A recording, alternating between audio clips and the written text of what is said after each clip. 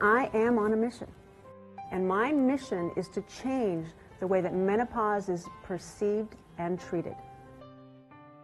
The commonly associated symptoms, we've got hot flashes, night sweats, sleep disruption, irritability, heart palpitations, vaginal dryness, and infrequent to no more periods, right? This is what everybody understands as menopause, right? So if you were just to say, what's menopause? Usually I get these standard answers, right? But what about the physical changes? Did you know that your baseline heart rate goes up when you're in menopause if you're not on hormone therapy, right?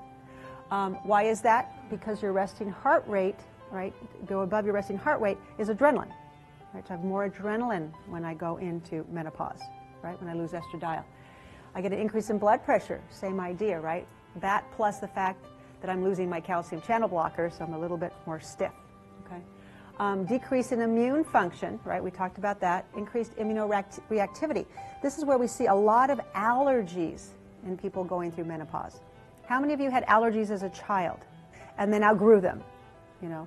And then, as you started getting older again, they started coming back again. Okay, so that can happen, you know, when estrogen goes down. And for some people, their allergies, this is the first time they're presenting in menopause with allergies. Okay, decreased short-term memory. We talked about that. Changes in body fat distribution. Again, where did that new tummy come from? You know.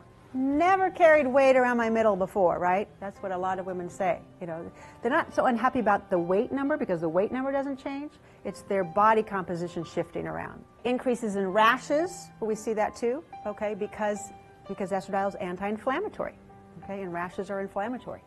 We see more migraine headaches. I didn't even write that in there. Okay, thinning hair on the head, arms, legs, and pubic area we'll see with physical changes. That's more progesterone mediated. And then we'll see increased facial hair. So that's really lovely, huh? How many of you have noticed cravings go up for either sugar during this time period or alcohol? In my experience treating, you know, menopausal women for over 20 years, the number one the two chemicals are alcohol and sugar that we see that people really need in order to kind of cope. You start to self-medicate, if you will, which we start to see, so it's like a comfort.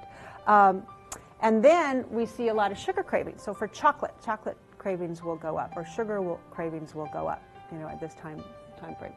There's a lot of women who will get depressed for the first time, and they don't even know what that is because they've never felt it before, you know, except that something is off, right? So you get some depression going on.